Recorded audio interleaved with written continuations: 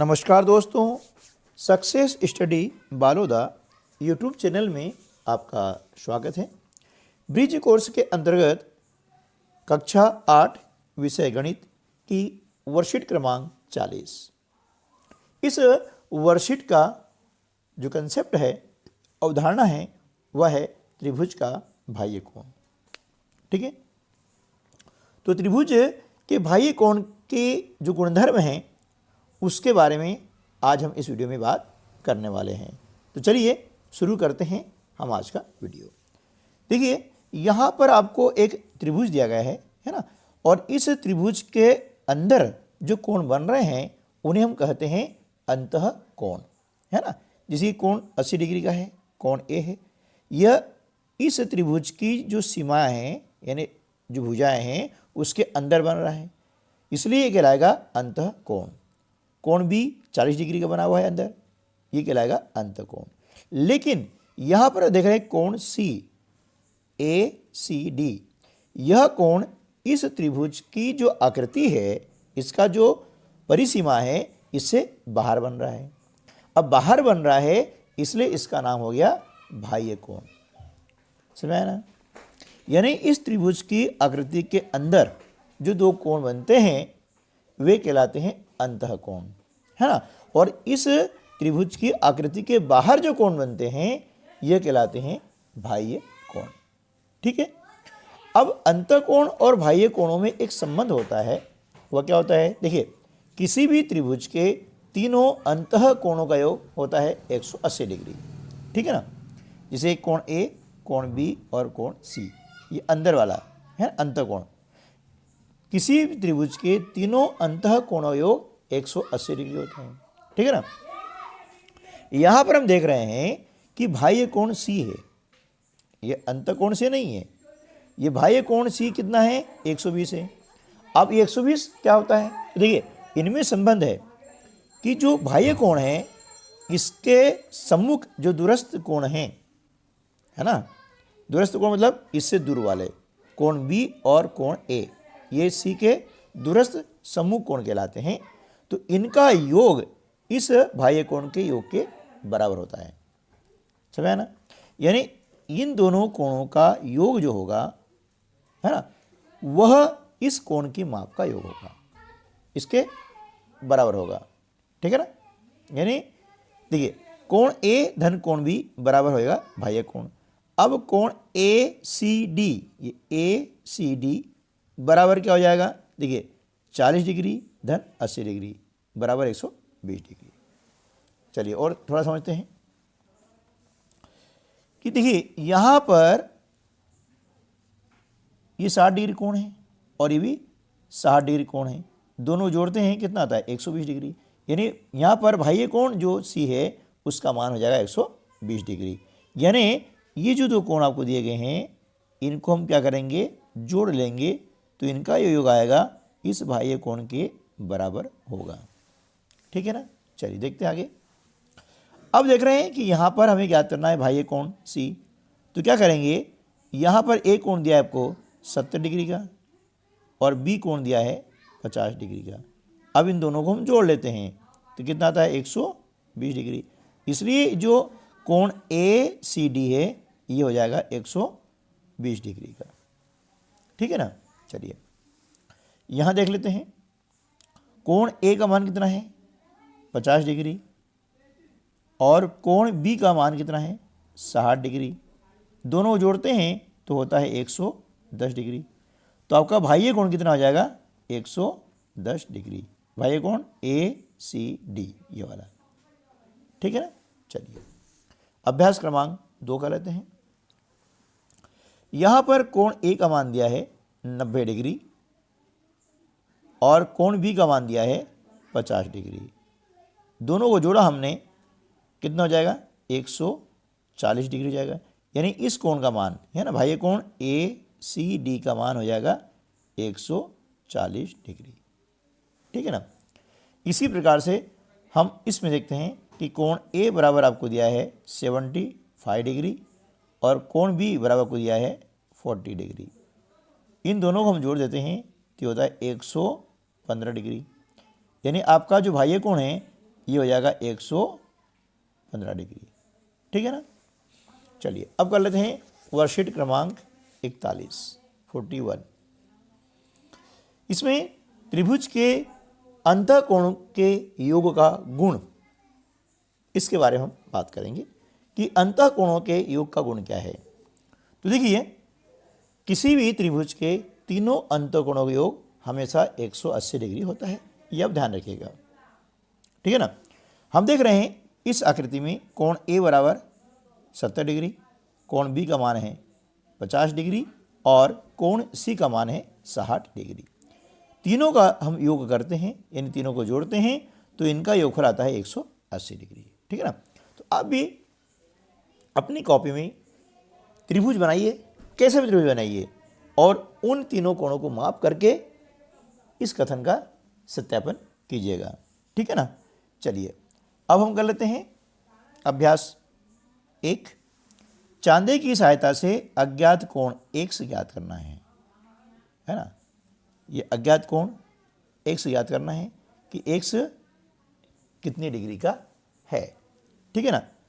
तो यहाँ पर हम क्या करते हैं कि कोण ए का मान कितना है, 60 डिग्री लिखा हमने। कोण बी का मान कितना है, 60 डिग्री है, यानी 60 और 60 कितना हो गया, 120 डिग्री। अब 180 में से हम 120 डिग्री घटाते हैं तो कितना आ जाएगा, 60 डिग्री, यानी ये कोण सी का मान हो जाएगा, यानी x के वैल्यू को ज्ञात हो जाएगी। ठीक है ना। चलिए यहाँ कर लेते हैं और इसे आप जो है चांदी से नाप करके इसका सत्यापन भी कर सकते हैं कि 60 डिग्री है या नहीं है। अब यहाँ देखते हैं कि ए का मान कितना है, x डिग्री है ना, और बी का मान कितना है, 40 डिग्री, यानी इसका हमने लिखा x डिग्री, बी का मान लिखा हमने 40 डिग्री और सी का मान लिखा 60 डिग्री।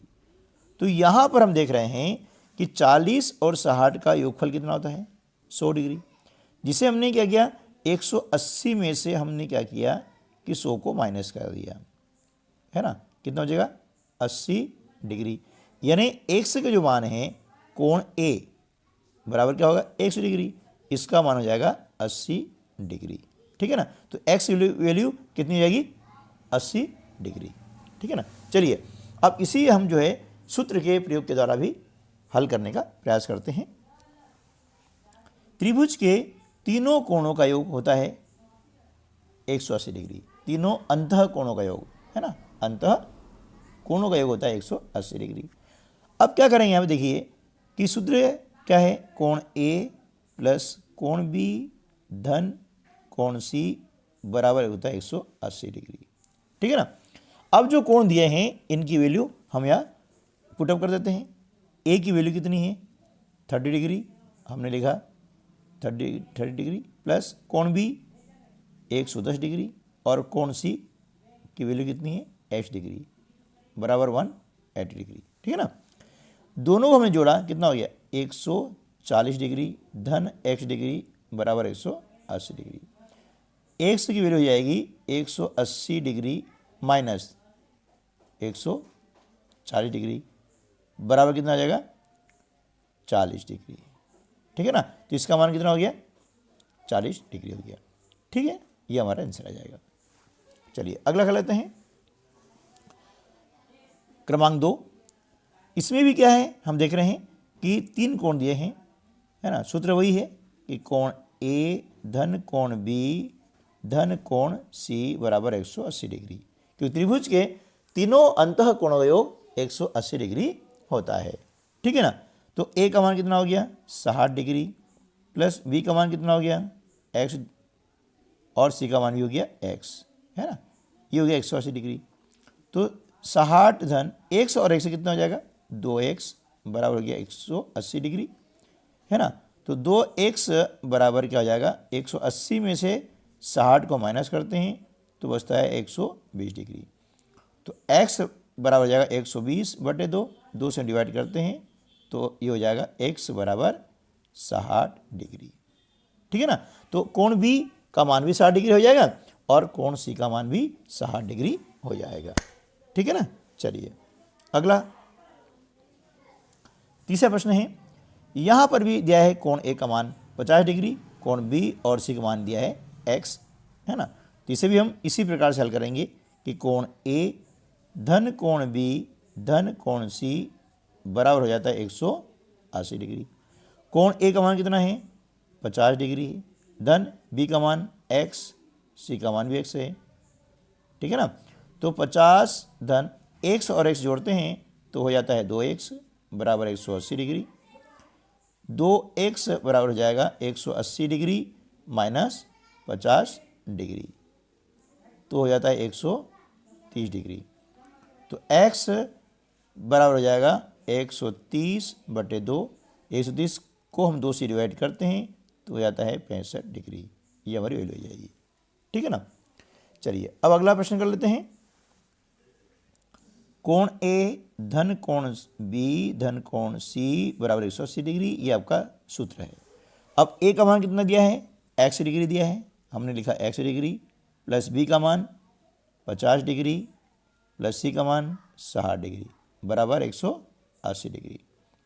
तो x डिग्री धन, है ना, अब 50 डिग्री धन 60 डिग्री कितना हो जाएगा 110 डिग्री बराबर 180 डिग्री, ठीक है ना। तो x बराबर हो जाएगा 180 डिग्री माइनस 110 डिग्री।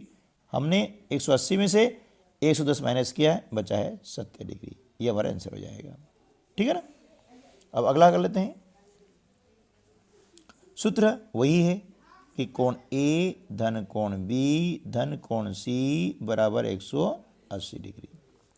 कोण ए का मान कितना दिया है 30 डिग्री दिया है, धन कोण बी का मान, है ना, आपको याद करना है, यहाँ दिया नहीं है, लेकिन एक आप देख रहे हैं यहाँ पर एक दिया है संकेत। यह संकेत होता है 90 डिग्री कोण, ठीक है ना, ध्यान रखिएगा।